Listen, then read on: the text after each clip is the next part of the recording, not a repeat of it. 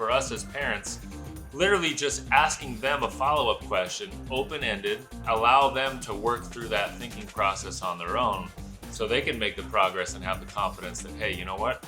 I just thought through this and I solved it on my own. Smart Money Parenting.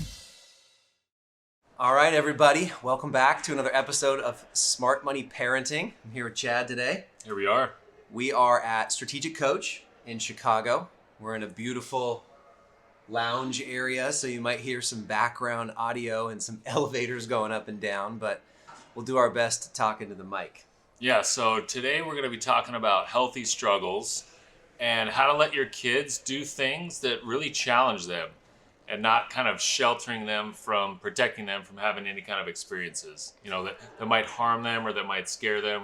It's actually good for your kids to get out there. Why do you think it's so good to have your kids go through struggles? Well, we talked about this because, you know, the Value Creation Kid, if you're watching this, thanks for... Launch this week. This week, we just launched, and we're hitting bestseller lists. People are loving it, and you and I have been talking about this one for years. And the point of the book is really like, we have to be able to let our kids go through healthy struggle to form them. So many parents let their kids, they don't let their kids struggle in healthy ways. Right. They want to cuddle them, protect them. They want to make sure their kids don't have to deal with all the things they had to deal with growing up. They want to make sure their kids have all the stuff they never had, all the opportunities they never had. And while that's good at heart, it can sometimes spoil the kids. It can make them entitled. It can make them lazy. It can make them victims. It can actually not, it'll block them from developing and growing in the ways they need to grow to be able to be successful in the real world. So we wanted to have a quick episode to really talk about a bunch of ways that you as parents can set up an environment in the house with your kids to help them still have a deep relationship with you, but go through healthy struggles, and you become more of the coach or the guide or the mentor to help them go through this stuff. Does that make sense? Yeah, and I think like right now my oldest is deciding on which college to go to, and it is a struggle. She's looking at different opportunities for basketball scholarships, for academic reasons. She's getting her pilot's license. She's trying to figure out, is she going to do aviation at college? And she's having a hard time. And I think it would be easy for us as parents to kind of intervene and just tell her what to do and say, you should just go to this college and you should just do this. But really, I think that struggle of writing things down and making decisions and going through the hard stuff is something it's going to be a valuable experience for her, learning to make those hard decisions on her own. Right. You know, and that value of just going through the process of making a hard decision and then owning it versus having mom and dad just step in and decide for you, which then makes you really a dependent decision maker. Right. Like you really don't know what to do. Every time you have a big decision, you're going to just call mom or call dad and say, hey, what should I do? And then when they're not around, you know, how do you go through that struggle of making the hard decisions? Or they say, fix this for me. Right. Yeah, right? Just fix the issue for me. I say this in the book. There's a story. I was talking to a friend, and his daughter was off in college, and he's like, oh, we have a great relationship. You know, she calls me every week. And I'm like, that's awesome, man. What do you guys talk about? He's like, well, the last 5 times she called me, one of them was because the credit card maxed, and she needed me to pay it off. Next one was she needed me to get her out of her roommate situation because she wasn't getting along with her roommate. The next one was help with school books, and you know she didn't have the budget set aside to buy the books, so she needed help and more money. Right. The other one was an issue with the admin at the school, like, oh, Dad, you got to call and fix this issue. It was like, and then I was like, so is she asking you for stuff, or are you guys building a relationship? And he's like, well, now I think about it, I'm kind of enabling. Yeah. So the point is, how do we let our kids go through things and coach and help them along the way? That's really your goal as a parent. You don't want to put your kids in life or death situations. We're not talking about trauma. We're not talking about neglect. What does Jordan Peterson say about this topic? Jordan Peterson has a brilliant quote. He says, we want to let our kids do dangerous things safely. We want to build their capability, build their confidence, build their resiliency. And the more times that you can help your kids play, do hard things, overcome obstacles, the more that you can help them learn on their own, the more they're going to be capable and confident out in the real world. I think they're willing. It's one way to gauge this is, are your kids willing to try new things? Like I love having my kids try new sports, go to a clinic, go to a summer camp, try a sport they've never done before, and get out there and like we had one of our kids, like he's plays volleyball, basketball, he's played football, baseball, and we put him in competitive swimming. And said you're gonna go to a meet in a race, and you're gonna like prepare for a month and try it out. Yep. And he's like kind of nervous walking up in his swimsuit, and he's like, everyone else has been swimming for years. And sure enough, he like won his first heat. That's awesome. And one of the other kids' moms, like we know her. She's kind of a friend in the community, and she came up to my wife. She's like, I can't believe it. My son's been training for 5 years, and your son just walks into the pool a month ago, and he just beat my kid in the race. But like it was a confidence builder because he's trying something new, and I think that's a great skill to have. And maybe that's a gauge for you and your kids. Are my kids willing to try new stuff, or do they only stick to, I'm good at this, I'm only sticking with this? Because that kind of measures, are they willing to try new things and struggle? Yeah. Right? What do you think about that? Yeah. Helping a kid overcome gives them confidence for life.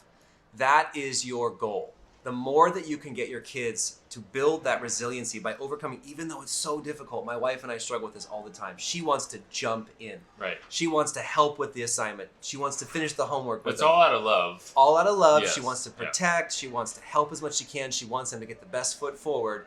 And for us, it starts with like a kid who's a few months old, like the cry it out time. Like right, that's true. my That's wife, true. she is literally she in wants the to bedroom. run to the rescue right away. Then she doesn't sleep for 6 months. And Yeah. finally, we have to put the baby on the other side of the house, turn the noise machine on. Yeah. My wife is miserable for 45 minutes, and all of a sudden the crying stops and the baby sleeps through the night. And the baby learns, Yep. I'm going to have to figure this out and go to sleep. It starts at birth. And, That's interesting. and that. I've seen this over and over with our kids, right? Like, it's with homework and with sports and with relationship issues with siblings and friends. Like, they want to give up. The kid struggles and they want to quit. It's the easy way out. It is. And instead of, there's a way to have the conversation with your kids that's not tough love, tough beans, suck it up, be a man. Yeah. That's not the way to have those conversations. It's more about, what do we stand for? Here's the kind of people that Donalds want to be. Here's what we strive to be as a family. Right. We want to overcome. We do hard things. Donalds overcome. We leave things better. And I want to help you become that type of Donald. That's what I want to do with my kids. And so we can have this kind of coaching opportunity with them to show, hey, on the other side of this struggle is incredible confidence, is incredible success, incredible value for the world. And the more we can have that with our kids, it actually builds long-term, builds a deeper relationship with our kids. Then the other side, which is dependency, right? You're coddling. It's the dependency side that you have to be careful of. And you can do this in love. You can do this with a tight relationship with your kids. I think that trust. It takes discipline for you as parents, for us as parents, to really allow that struggle, though, because like you said, if you might know the answer and you might be able to solve it, but what if you approached your child with a question instead of an answer?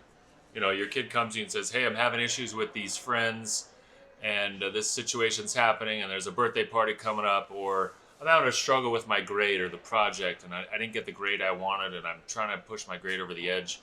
Instead of just solving it for them, how about we ask a question? Like, well, what do you think would be the best thing that you could do in this friend situation? And get them thinking and coming up with answers on their own. That I think that's one of the points of Value Creation Kid, is that you're trying to help kids initiate solutions and answers and not just hand it to them and spoon feed them, right? That's not going to serve them in their future. That's right. You got to teach them to think through their challenges and to ask the right questions. And so for us as parents, literally just asking them a follow-up question, open-ended, and allow them to work through that thinking process on their own, so they can make the progress and have the confidence that, hey, you know what? I just thought through this and I solved it on my own. Yep. It's like when a little kid says, I did it all by myself.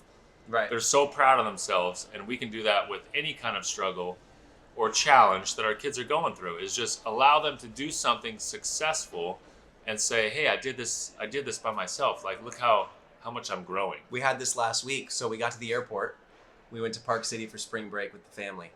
And we get to the airport, and we get to the ticket counter, and I just looked at Reagan. She's 6, and I said, okay, what do we do?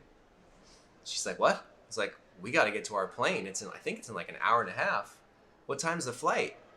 And she had to look it up. Yeah. She's like, our flight's in an hour and a half. We went to the ticket counter. pull out IDs, giving it to the lady. She takes all the tickets, and I'm like, where do we go? She's like, I don't know. It's like, well, read the ticket. Where do we got to go? She's like, gate C11. It's like, okay, well, how do we get to gate C11? So we're walking around the airport, and we went backwards like 5 minutes, and we had the time. Yeah. She went through TSA with us. She gave the tickets to the lady. No way. We went through. We found gate C11, and the confidence was through the roof. That's awesome. For a 6-year-old. And things like that are so fun as a parent. Like watching them figure out problems, solving things, creating value. She now feels confident in an airport where most people are terrified. They're Even like adults. sheep. Yeah. Yeah, even adults. So things like that, hey, we got to get home from here. How do we get home from here? Like things, that's such a fun way to parent. One of my mentors is Jeff Sandifer. He is a top 10 Socratic teacher in the world. And he started the Acton schools, the Acton MBA that was top on Princeton Review. He's trained me in entrepreneurship, but his number one thing is kids need to learn how to learn. They need to learn how to solve problems. And we can be their coach, their guide, let them find answers because then it sticks forever. Rather than solve this problem and create a dependency. Or create this almost like feeder system where they're just waiting for the next, like a gerbil and a hamster in a wheel waiting for the next nibble from you. The more that you can build their resiliency and their confidence and capability, the stronger those kids are going to be. And it's true with money too. It is. We've seen this with the business fairs. Whenever these kids make something with their own hands, sell it to a stranger in a safe environment, they learn how to pitch, they learn profit, they learn that what I made is valuable to somebody else. That kid has confidence for life. Yeah, it's a difference of like, let's say your kid has to raise $200 for some kind of sports program or event at school, fundraiser at school. Or a trip. Yeah, a trip. It's real easy to go to grandma, grandpa, mom, dad, my next door neighbor. Hey, would you be willing to give me $30 for this fundraiser event? Yeah. But why not challenge them to somehow earn the money by doing something unique or new or with people that are not like a guaranteed yes on the fundraiser? Like go to some neighbors that we don't know very well. We'll go to the doorstep with you, but we're going to ask you to do a little business thing and earn that money. Like that to me is so much more valuable than asking the same few trusted family members for the money to just meet the fundraising goal. Yep, we saw this all the time at Apex Fun Run. So we had 6 million families in that company. It's one of the best school fundraising platforms on the planet. What were the activities you guys would do? So we would do fun runs at schools. Right. We would teach leadership and character traits for 2 weeks with a team of young athletes. We'd go into the school, we'd do the big fun run or the big dance marathon or the obstacle course or the color battle. And the kids raise on average, $50,000 for the schools. It's amazing. And now that I'm looking back over the last 12 years, we had different types of parents. Some parents literally stroked the $1,000 check so their kid could get all the prizes. Interesting. Kid learned nothing. Right. The kid was one of the more entitled kids in the class. For sure. Just because they wanted to look cool in front of their friends and get all the prizes. Well, the most valuable thing I ever heard from parents was, my kid wrote a sales script, called our friends and family and went to neighbors and used that sales script to help raise money for their school to reach the goal. Wow. They set a goal. They wanted to get 15 sponsors to hit X amount for the school. Right. Not just to raise the prizes, but they were helping their classroom with like supplies, and they were helping get new technology and new smart boards and new playground equipment. Right. The kids were more impacted by that excitement. Yeah. Right. And so the parents would write us letters all the time. I got thousands of them. My kid has never actually spoken clearly and learned public speaking and persuasion and presentation. And we let them run with it. And we encouraged them all the way. And those kids thrived. Those were the kids that overcame. Those kids, I can already watch, years and years of those kids doing that. They develop into much better humans. That's much awesome. Stronger, more capable, more resilient. So just do that over and over. And this is why we have our home economy system. Set the expectations in the home. Set the expenses that the kids are in charge of. And then give them ways to earn extra pay. Don't give them allowance. Let them earn the extra pay and create value. Those kids become more confident and capable over time. So this is the point. If you can help your kids go through healthy struggle, you will be better off. And again, it's not trauma. Right. It's not neglect. It's not abuse. It's not tough love.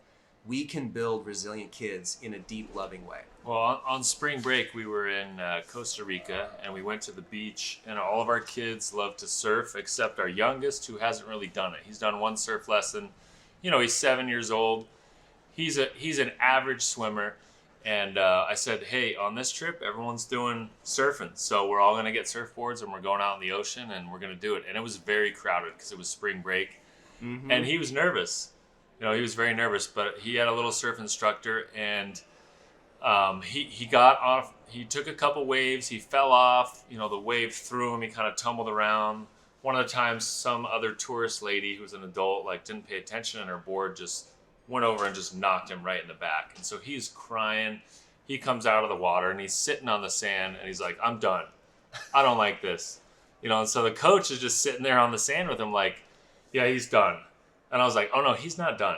We still have, Yep. I paid for 2 hours of lessons. It's been 25 minutes. I'm like, this young man he's gonna fight through this. So I went and sat down, put my arm around him and I just talked to him. And I was like, what's going on, buddy? And he's like, I can't do this.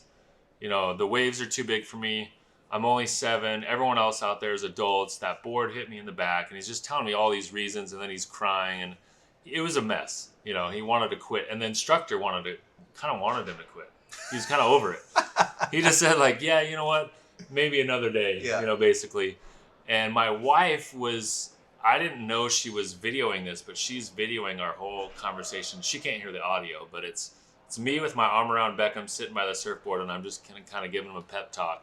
After about 10 minutes, he calmed down, and I just said, hey, you can do this. I said, you're going to fall off every single time, somehow. I said, how about you just jump off? Before you get to the end, if you caught a good wave, just jump off the board and get ready to grab your board and swim back out. I said, don't wait till the end and fall off and get all messed up in the shore.